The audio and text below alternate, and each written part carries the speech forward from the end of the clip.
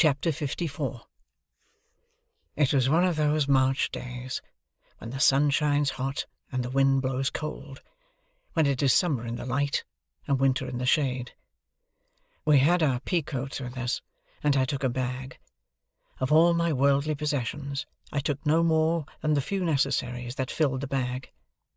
Where I might go, what I might do, or when I might return, were questions utterly unknown to me. Nor did I vex my mind with them, for it was wholly set on Provis's safety. I only wondered for the passing moment, as I stopped at the door and looked back, under what altered circumstances I should next see those rooms, if ever. We loitered down to the Temple stairs, and stood loitering there, as if we were not quite decided to go upon the water at all. Of course I had taken care that the boat should be ready, and everything in order. After a little show of indecision, which there were none to see, but the 2 or 3 amphibious creatures belonging to our Temple stairs, we went on board, and cast off. Herbert in the bow, I steering. It was then about high water, 8:30. Our plan was this. The tide beginning to run down at 9, and being with us until 3, we intended still to creep on after it had turned, and row against it until dark. We should then be well in those long reaches below Gravesend, between Kent and Essex, where the river is broad and solitary, where the waterside inhabitants are very few, and where lone public houses are scattered here and there, of which we could choose one for a resting place. There we meant to lie by all night. The steamer for Hamburg and the steamer for Rotterdam would start from London at about 9 on Thursday morning. We should know at what time to expect them, according to where we were, and would hail the first, so that if by any accident we were not taken aboard, we should have another chance. We knew the distinguishing marks of each vessel. The relief of being at last engaged in the execution of the purpose was so great to me, that I felt it difficult to realize the condition in which I had been a few hours before.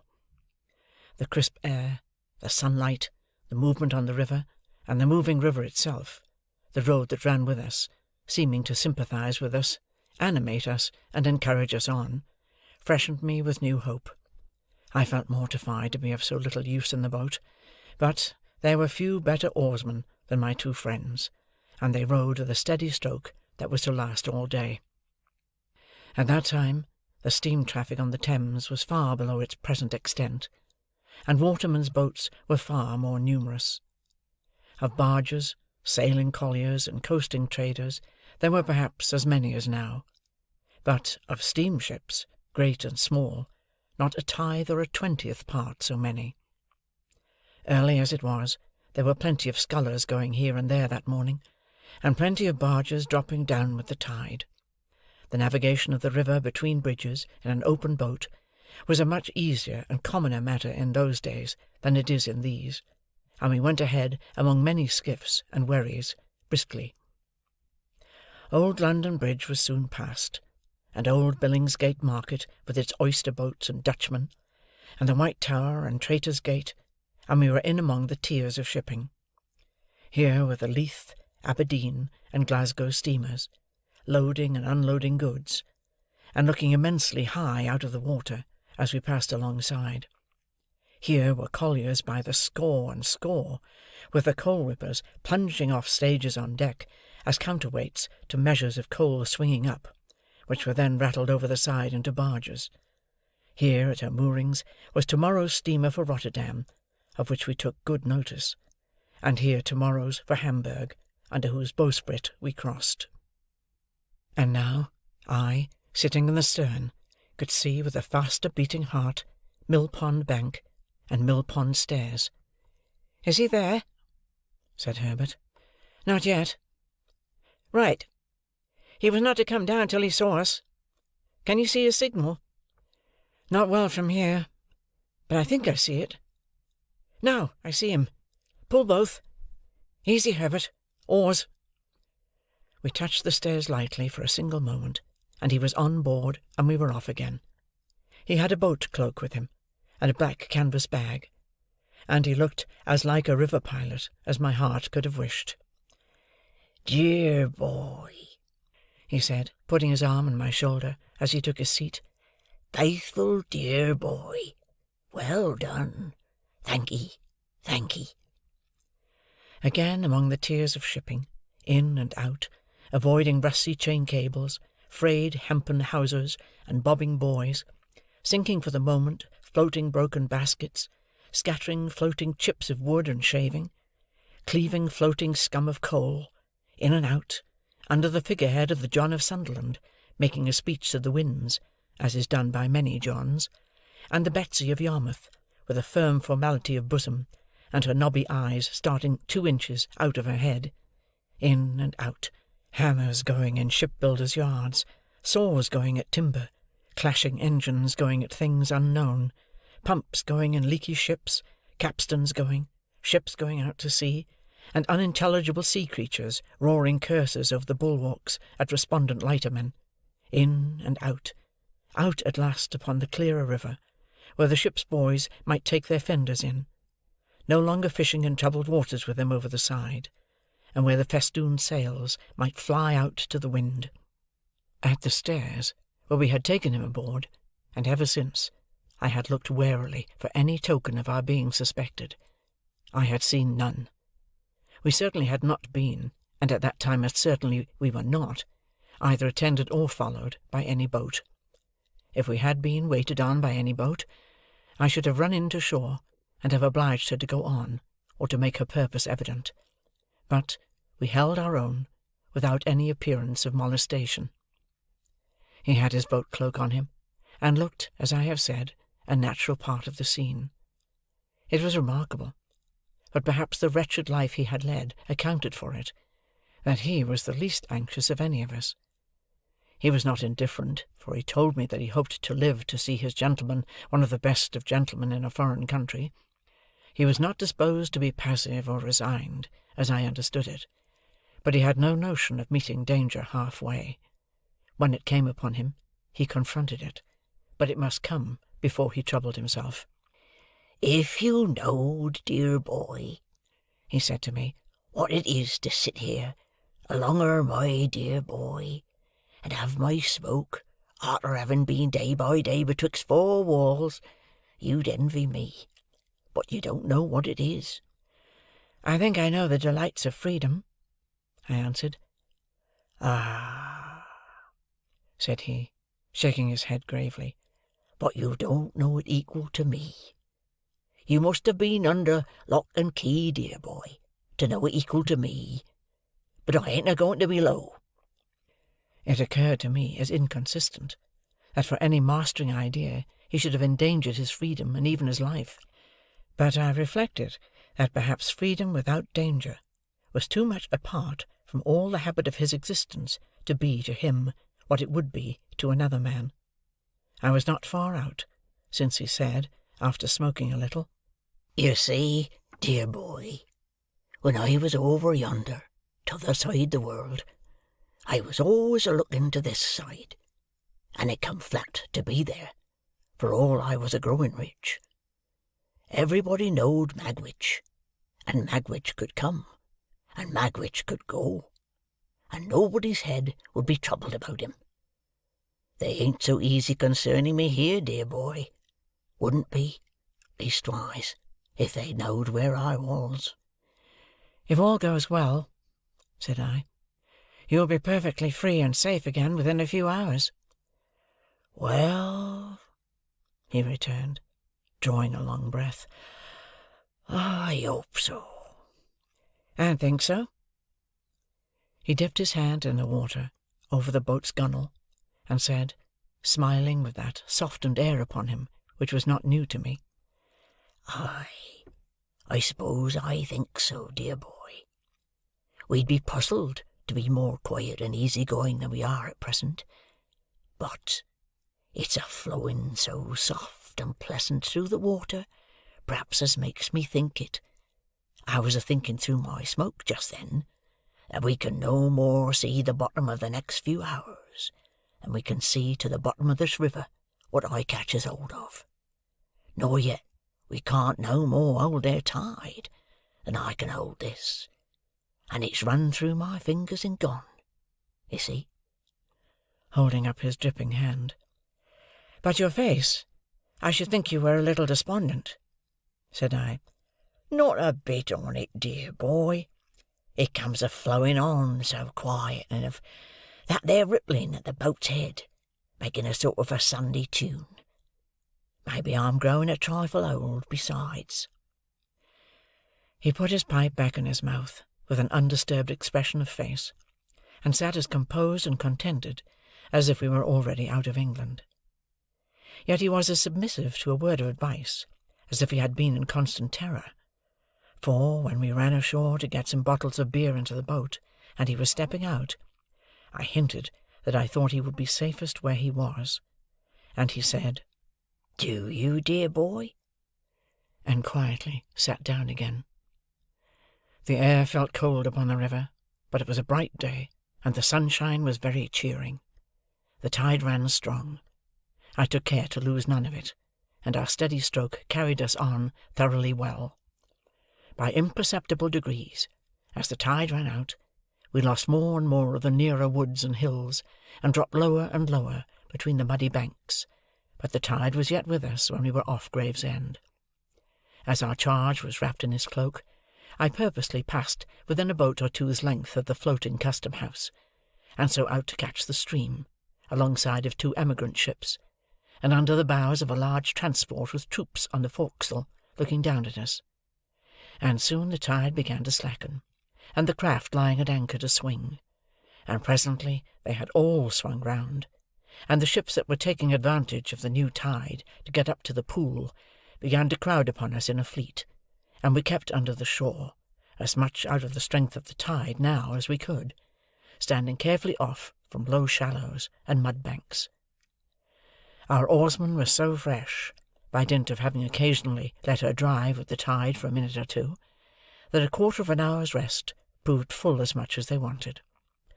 We got ashore among some slippery stones while we ate and drank what we had with us, and looked about. It was like my own marsh country, flat and monotonous, and with a dim horizon, while the winding river turned and turned, and the great floating buoys upon it turned and turned, and everything else seemed stranded and still. For now, the last of the fleet of ships was round the last low point we had headed, and the last green barge, straw-laden, with a brown sail, had followed, and some ballast lighters, shaped like a child's first rude imitation of a boat, lay low in the mud, and a little squat shoal lighthouse on open piles stood crippled in the mud on stilts and crutches, and slimy stakes stuck out of the mud, and slimy stones stuck out of the mud, and red landmarks and tide marks stuck out of the mud, and an old landing stage and an old roofless building slipped into the mud, and all about us was stagnation and mud. We pushed off again, and made what way we could. It was much harder work now, but Herbert and Startup persevered, and rowed, and rowed, and rowed, until the sun went down. By that time the river had lifted us a little, so that we could see above the bank. There was the red sun, on the low level of the shore, in a purple haze, fast deepening into black, and there was the solitary flat marsh, and far away, there were the rising grounds, between which and us there seemed to be no life, save here and there in the foreground a melancholy gull. As the night was fast falling, and as the moon, being past the full, would not rise early, we held a little council, a short one, for clearly our course was to lie by at the first lonely tavern we could find. So they plied their oars once more, and I looked out for anything like a house. Thus we held on, speaking little, for 4 or 5 dull miles. It was very cold, and a collier coming by us, with her galley fire smoking and flaring, looked like a comfortable home. The night was as dark by this time as it would be until morning, and what light we had seemed to come more from the river than the sky, as the oars in their dipping struck at a few reflected stars. At this dismal time we were evidently all possessed by the idea that we were followed. As the tide made, it flapped heavily at irregular intervals against the shore, and whenever such a sound came, One or other of us was sure to start and look in that direction. Here and there, the set of the current had worn down the bank into a little creek, and we were all suspicious of such places, and eyed them nervously. Sometimes, "What was that, Ripple?" one of us would say in a low voice, or another, "Is that a boat yonder?" And afterwards we would fall into a dead silence, and I would sit impatiently thinking with what an unusual amount of noise the oars worked in the thowels. At length we descried a light and a roof, and presently afterwards ran alongside a little causeway made of stones that had been picked up hard by. Leaving the rest in the boat, I stepped ashore, and found the light to be in a window of a public house. It was a dirty place enough, and I dare say not unknown to smuggling adventurers, but there was a good fire in the kitchen, and there were eggs and bacon to eat, and various liquors to drink. Also, there were 2 double-bedded rooms. "Such as they were," the landlord said. No other company was in the house than the landlord, his wife, and a grizzled male creature, the Jack of the little causeway, who was as slimy and smeary as if he had been low-water mark too. With this assistant, I went down to the boat again, and we all came ashore, and brought out the oars and rudder and boat-hook and all else, and hauled her up for the night. We made a very good meal by the kitchen fire, and then apportioned the bedrooms. Herbert and Startop were to accompany one, I and our charge the other. We found the air as carefully excluded from both, as if air were fatal to life, and there were more dirty clothes and bandboxes under the beds than I should have thought the family possessed. But we considered ourselves well off, notwithstanding, for a more solitary place we could not have found. While we were comforting ourselves by the fire after our meal, the Jack, who was sitting in a corner, and who had a bloated pair of shoes on, which he had exhibited while we were eating our eggs and bacon, as interesting relics that he had taken a few days ago from the feet of a drowned seaman washed ashore, asked me if we had seen a 4-oared galley going up with the tide. When I told him no, he said she must have gone down then, and yet she took up too, when she left there. "They must have thought better on't for some reason or another," said the Jack, "and gone down." "A 4-oared galley, did you say?" said I. "A 4," said the Jack, "and 2 sitters." "Did they come ashore here?" "They put in with a stone 2-gallon jar for some beer.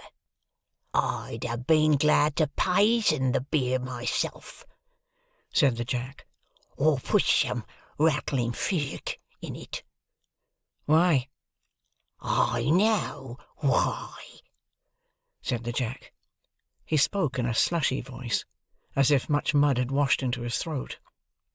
"He thinks," said the landlord, a weakly meditative man with a pale eye, who seemed to rely greatly on his Jack. "He thinks they was what they wasn't." "I knows what I thinks," observed the Jack. "You thinks Custom House, Jack," said the landlord. "I do," said the Jack. "Then you're wrong, Jack." "Am I?"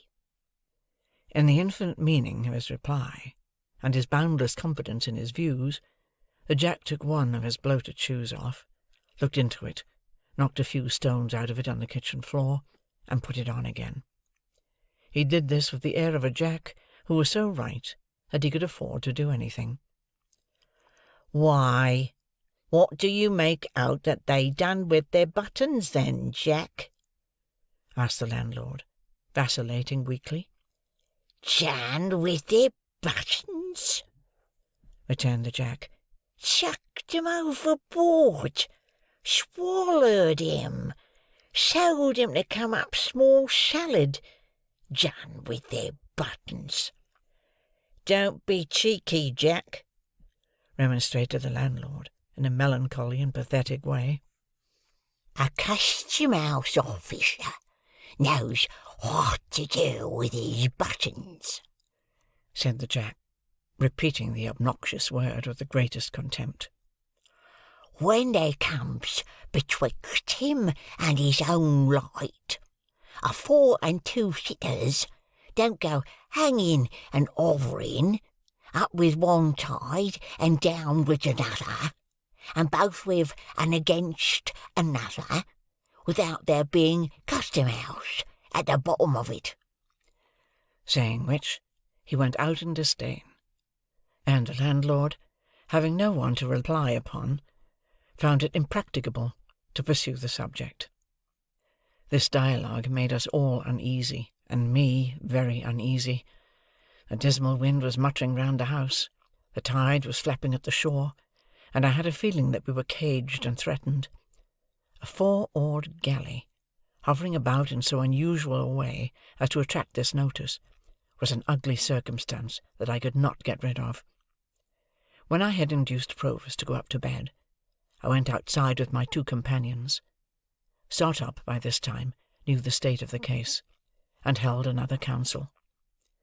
Whether we should remain at the house until near the steamer's time, which would be about 1 in the afternoon, or whether we should put off early in the morning, was the question we discussed. On the whole, we deemed it the better course to lie where we were, until within an hour or so of the steamer's time, and then get out in her track and drift easily with the tide. Having settled to do this, we returned into the house and went to bed. I lay down with the greater part of my clothes on, and slept well for a few hours. When I awoke, the wind had risen, and the sign of the house, the ship, was creaking and banging about, with noises that startled me. Rising softly, for my charge lay fast asleep, I looked out of the window. It commanded the causeway where we had hauled up our boat, and, as my eyes adapted themselves to the light of the clouded moon, I saw 2 men looking into her. They passed by under the window, looking at nothing else, and they did not go down to the landing-place, which I could discern to be empty, but struck across the marsh in the direction of the Nore. My first impulse was to call up Herbert and show him the 2 men going away, but, reflecting before I got into his room, which was at the back of the house and adjoined mine, that he and Startup had had a harder day than I, and were fatigued, I forbore. Going back to my window, I could see the 2 men moving over the marsh. In that light, however, I soon lost them, and feeling very cold, lay down to think of the matter, and fell asleep again. We were up early. As we walked to and fro, all 4 together, before breakfast, I deemed it right to recount what I had seen. Again our charge was the least anxious of the party. It was very likely that the men belonged to the custom-house, he said quietly, and that they had no thought of us. I tried to persuade myself that it was so, as indeed it might easily be. However, I proposed that he and I should walk away together to a distant point we could see, and that the boat should take us aboard there, or as near there as might prove feasible, at about noon. This being considered a good precaution, soon after breakfast he and I set forth, without saying anything at the tavern. He smoked his pipe as we went along, and sometimes stopped to clap me on the shoulder. One would have supposed that it was I who was in danger, not he, and that he was reassuring me. We spoke very little. As we approached the point, I begged him to remain in a sheltered place, while I went on to reconnoitre, for it was towards it that the men had passed in the night. He complied, and I went on alone. There was no boat off the point, nor any boat drawn up anywhere near it, nor were there any signs of the men having embarked there. But, to be sure, the tide was high, and there might have been some footprints under water. When he looked out from his shelter in the distance, and saw that I waved my hat to him to come up, he rejoined me, and there we waited, sometimes lying on the bank, wrapped in our coats, and sometimes moving about to warm ourselves, until we saw our boat coming round. We got aboard easily, and rowed out into the track of the steamer. By that time it wanted but 10 minutes of 1 o'clock, and we began to look out for her smoke. But it was 1:30 before we saw her smoke, and soon afterwards we saw behind it the smoke of another steamer. As they were coming on at full speed, we got the 2 bags ready, and took that opportunity of saying good-bye to Herbert and Startup. We had all shaken hands cordially, and neither Herbert's eyes nor mine were quite dry, when I saw a 4-oared galley shoot out from under the bank, but a little way ahead of us, and row out into the same track. A stretch of shore had been as yet between us and the steamer's smoke, by reason of the bend and wind of the river, but now she was visible, coming head-on. I called to Herbert and Startup to keep before the tide, that she might see us lying by for her, and I adjured Provis to sit quite still, wrapped in his cloak. He answered cheerily, "Trust to me, dear boy," and sat like a statue. Meantime the galley, which was very skilfully handled, had crossed us, let us come up with her, and fallen alongside. Leaving just room enough for the play of the oars, she kept alongside, drifting when we drifted, and pulling a stroke or 2 when we pulled. Of the 2 sitters, one held the rudder lines, and looked at us attentively, as did all the rowers. The other sitter was wrapped up, much as Provis was, and seemed to shrink, and whisper some instruction to the steerer as he looked at us. Not a word was spoken in either boat. Startup could make out, after a few minutes, which steamer was first, and gave me the word "Hamburg," in a low voice, as we sat face to face. She was nearing us very fast, and the beating of her pedals grew louder and louder. I felt as if her shadow were absolutely upon us, when the galley hailed us. I answered. "You have a return transport there," said the man who held the lines. "That's the man, wrapped in the cloak. His name is Abel Magwitch, otherwise Provis. I apprehend that man, and call upon him to surrender, and you to assist." At the same moment, without giving any audible direction to his crew, he ran the galley abroad of us. They had pulled one sudden stroke ahead, had got their oars in, had run athwart us, and were holding on to our gunwale before we knew what they were doing. This caused great confusion on board the steamer, and I heard them calling to us, and heard the order given to stop the paddles, and heard them stop, but felt her driving down upon us irresistibly. In the same moment, I saw the steersman of the galley lay his hand on his prisoner's shoulder, and saw that both boats were swinging round with the force of the tide, and saw that all hands on board the steamer were running forward quite frantically.